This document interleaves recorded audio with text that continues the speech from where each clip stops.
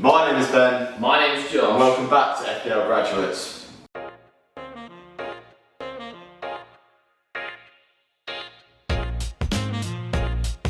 Okay, so it's a special episode of FPL Fridays this week. We've got Johnnie and CarefreeLewisG on. They've been on the show before, but it's going to be a special episode, isn't it, Ben? Yeah, they're back and ready to do it again. There's a couple of changes in this week's episode. Obviously, you've been on before, so we know what you like at FPL. We know who you support. We know how much you rattle other people. Yeah, you was trying to make me out to look like some piss at last time. And look, he's top of the league. What did I tell you about Timo Werner up front? So obviously, he's top of the league. We get it, Lewis. Going to the end of the season. But he's bottom of the league in terms of questions answered in the little quiz. So yeah, swing it around about. Just a community shield, isn't it?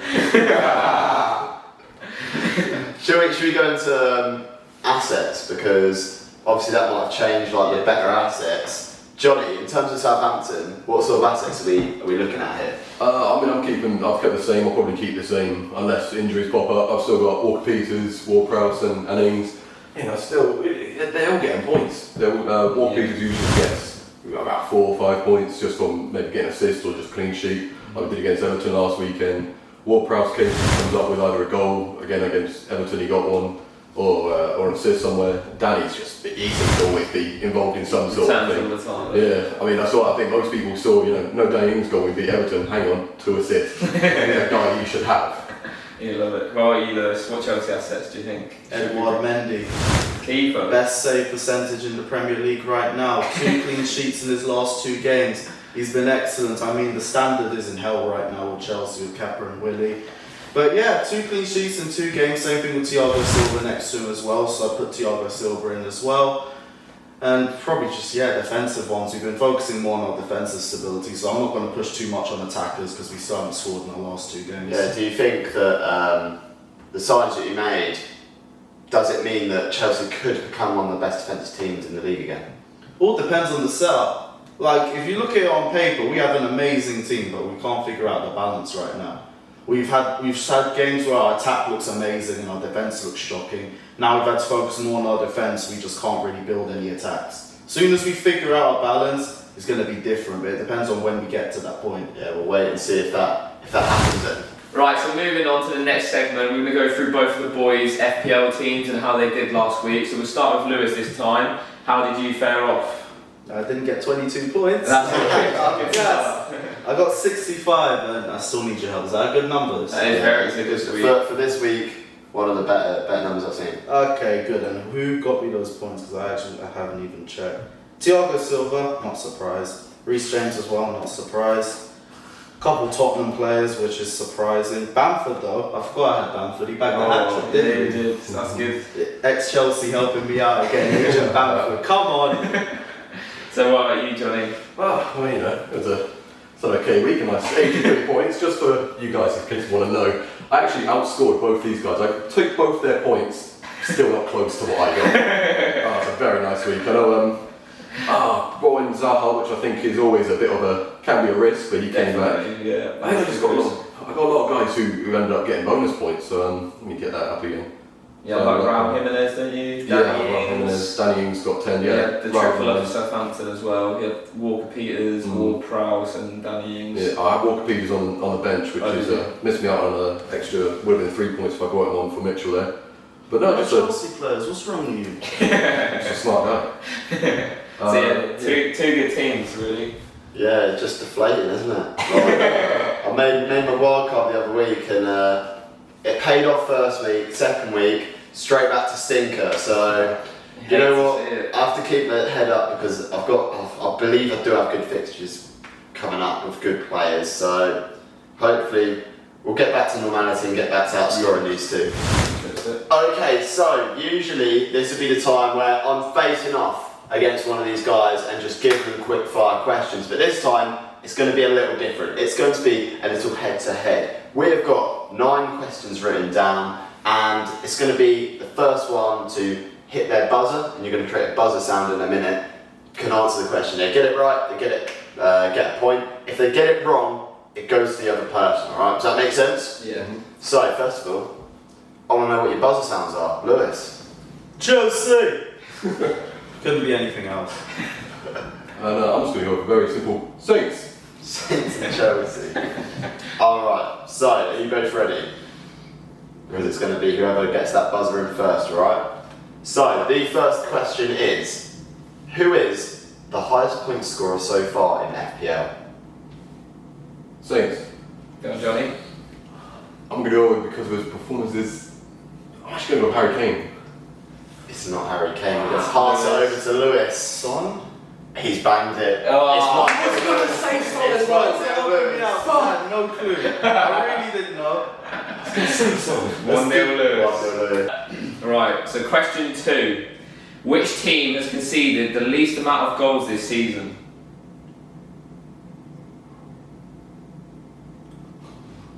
They're struggling, they're struggling. Chelsea, Everton. Wrong. Pass to Johnny.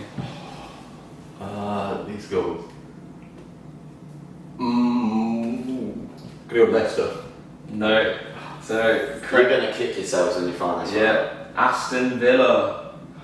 Oh. Yeah, Furs. Yeah. This season's a madness anyway. So it stays 1-0 to Lewis. Takes the advantage going into question 3, which is, which team has scored the least amount of goals this season? Chelsea. Oh, Fulham. Wrong. We're going to pass it over to Johnny. West Brom.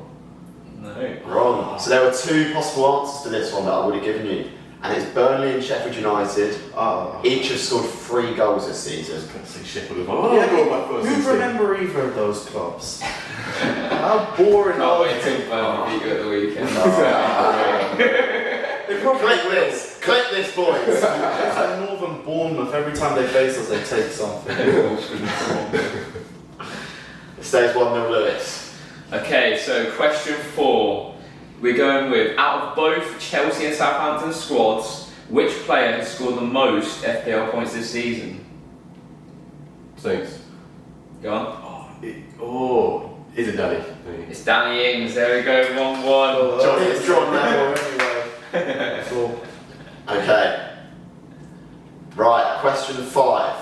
We're getting on now. It's getting to the business end of this competition. Sweet You know? and bum time. Right, pressure's building. I hope you realise this is for bragging rights.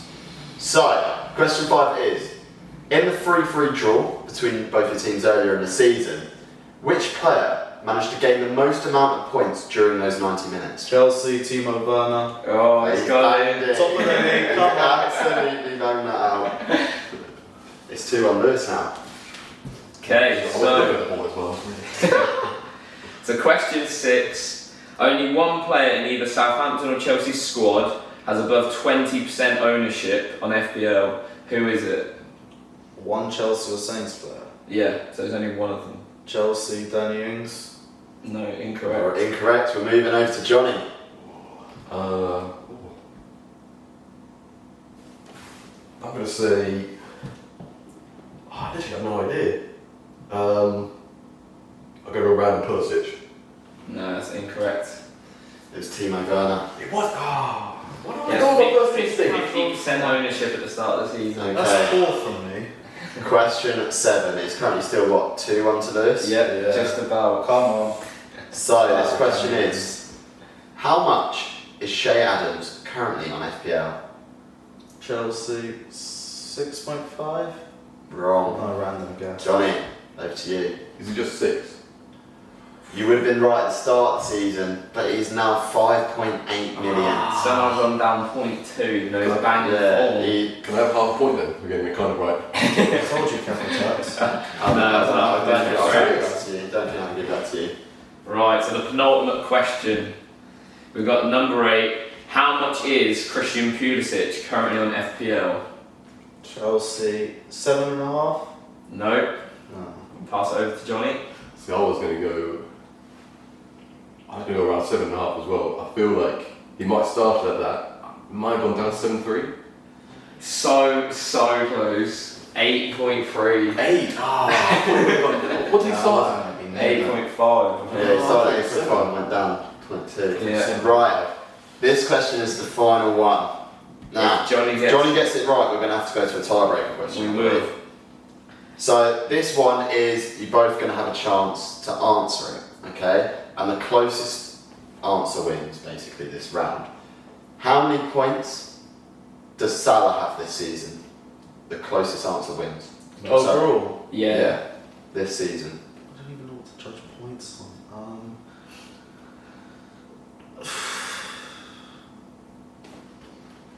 Overall? This season overall. 80? I don't know. 80. Over to you, Johnny. I'm thinking. I'm going to go with the first one that popped in my head. I think 63. Right. So, his points, this is mad, you know. His points is 50. Really? So Johnny wins this round. And it means we've got to create another question for a tiebreaker to see who wins. It's exciting stuff over here. So right, tiebreaker round. So it's going to be similar to the last question. So how many overall points has Heung-min Son got this season? And whoever's closest obviously wins. I'm just going back to 80. 80, okay. I feel like I don't know if he has that many, so I'm just going to say lower, but still 74. 74. Yeah.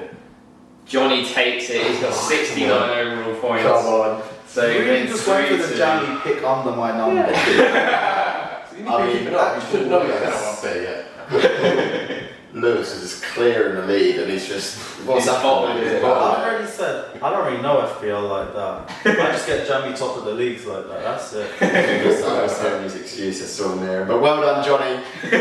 He beats Lewis and he gets the bragging rights in terms of answering questions. Here we go. Right. So, the guest captain league. We're going to have 2 players on it this week. So, we'll start with you, Lewis.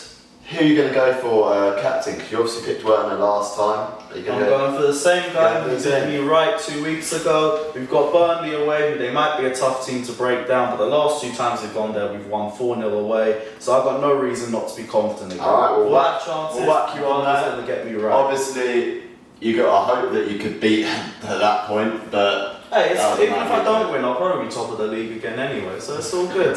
yeah, obviously Braden last week didn't have a great time. No. Fernandes only got 6. It's Yeah. poor from him. Bruno's been doing poor recently still. Yeah, So- Johnny, who are you thinking? Who are you going for? I'm going with Son this week. I know there was a reason because of who they're playing, but I can't remember who they're playing right now. Brighton. Brighton, that's it, at home. So yeah, I thought, surely there's going to be that magic link up between him and Kane.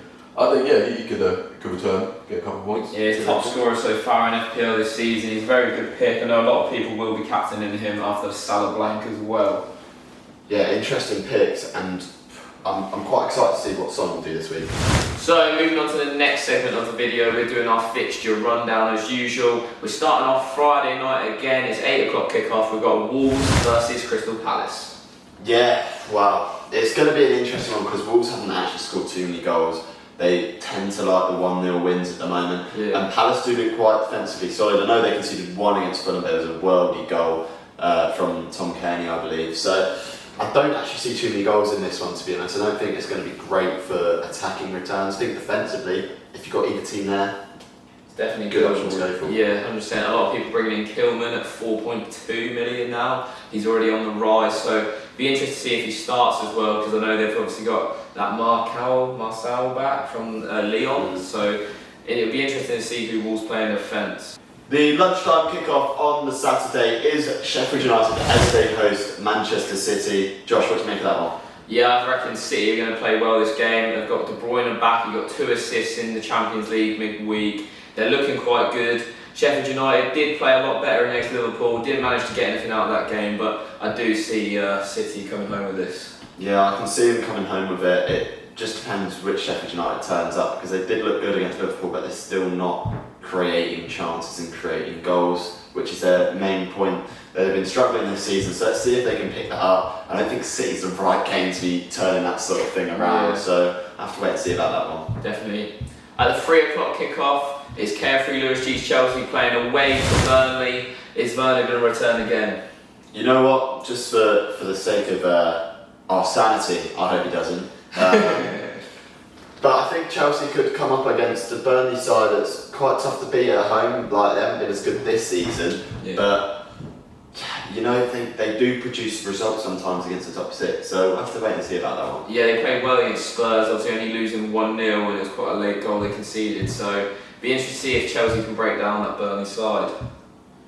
The final game on the Saturday is Liverpool hosting West Ham, and let's not get ahead of ourselves. This is a tough game for Liverpool. Yeah, West Ham, as I've said for a few weeks now, they're playing unreal, got some dangerous players. They've got to manage to get a point against City, a point against Spurs. So this is no easy fixture for Liverpool, and probably quite dangerous if you're looking at captaining Mo Salah or Mane. We just can't see. I can't see any other situation other than Salah scoring, because he just doesn't rank 2 game weeks in a row at home. Yeah. So I think he will probably score, but it's just whether they can keep it at the back, because they've obviously lost Fabinho now as well in defence, so they could be quite exposed, and it could be a relatively high-scoring game. Yeah, it'll be interesting to see what happens in terms of Trent and Robbo, because obviously the lacking centre-back partnership there is going to mean they need to defend more together as a team.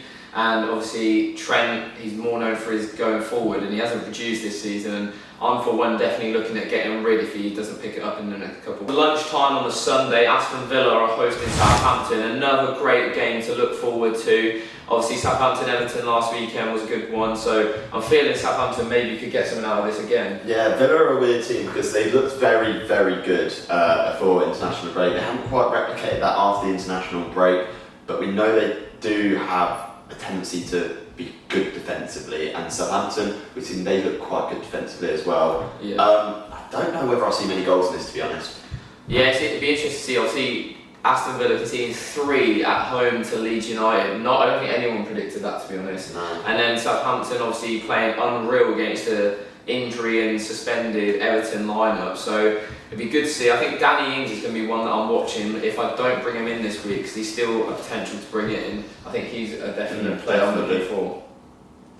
So the 2 o'clock game on the Sunday is Newcastle against Everton. Now this is an interesting one, see if Everton can bounce back after that defeat against Southampton. Yeah, the first blank for Calvert-Lewin that week. Hopefully he can pick it up against Newcastle. Newcastle haven't looked great defensively this season. I've had Jamal Lewis in my team. I think he's only returned once, and that was on the opening day. So DCL hopefully can get some returns. There's still no Richarlison, there's no Lucas Digne. Who else? Seamus Coleman's out with injury, so there's a few people missing in that squad, and that looked like it hurt them against that Southampton team last week. Yeah, let's see if they can kind of turn this one around. They've obviously got a fully fit James Rodriguez now, so let's see if they can outscore their opponents as they've been trying to do this season.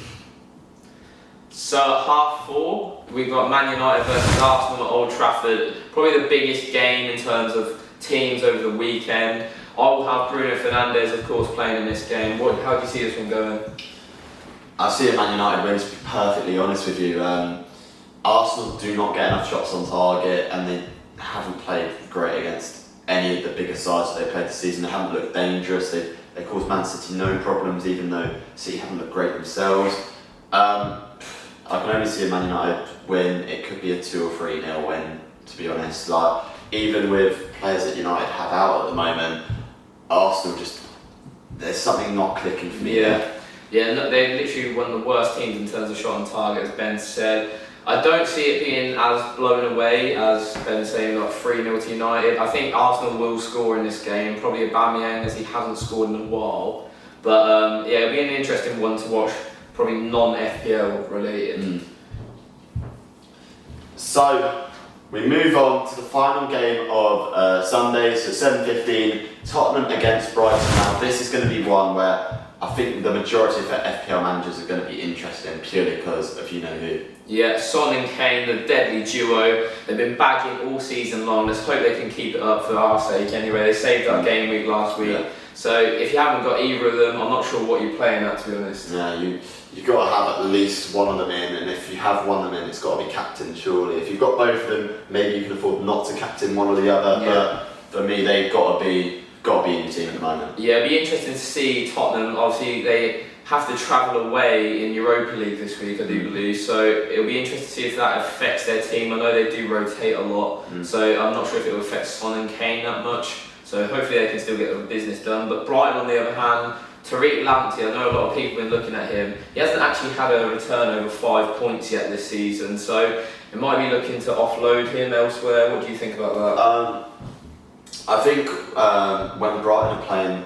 teams in and around them, that's where he's going to really shine. And Brighton haven't actually kept that many clean sheets this season. And Lamptey's a good option, don't get me wrong, going forwards, very attacking, but you just got to wait and see whether Brighton can start shoring themselves up at the back before you get them in. So moving on to Monday, we've got a proper relegation battle to kick it off. It's Fulham at home against West Brom.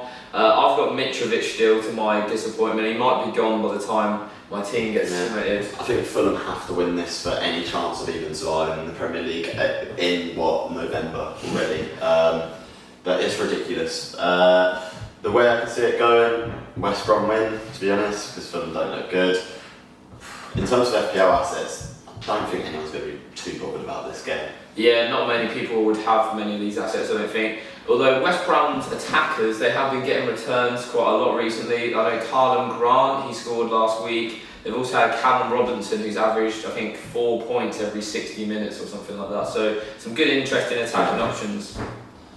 And to round off the weekend, Leeds against Leicester, and this could be a cracker of a game. It always seems to be with Leeds, they always seem to be entertaining the neutrals in the Premier League. Yeah, obviously that big 3-0 win over Villa last week, facing a strong Leicester side who just beat Arsenal for the first time in almost like 50 years or something stupid like that. Jamie Vardy's back, we're going to see a much better Leicester team in my opinion. Although he may not get a lot of shots or touches in the box, he's a threat, and that's what the main thing is. You'll see probably Castagna, maybe Justin become more dangerous because of that. Yeah, I think these Leicester fullbacks could be quite dangerous against Leeds, and I think the determining factor to how this game's going to go is how the likes of Luke Ayling and I think Alioski, who they have on the left, deals with the attacking fullbacks. I think if you can nullify them, then you can beat Leicester quite easily. Yeah, unless you're pumping too many players forward. I think Leeds are an interesting team. They've not got the best run of fixtures coming up, but they've got some great, they're almost fixture-proof Leeds. They'll just play how they want to play no matter what. So I've been looking at a few of their assets for sure, like Luke Ayling, Stuart Dallas, and you've got to look at Patrick Bamford right now. The guy's just returning goals right now. Yeah, I'm going to keep with my word and just not getting in. I truly still don't believe he's a striker for this level, so I'm not putting him in. I'm going to get a lot of probably slander and a lot of comments about it, but from what I've seen over the years, I can't get him. I'm sorry, I can't.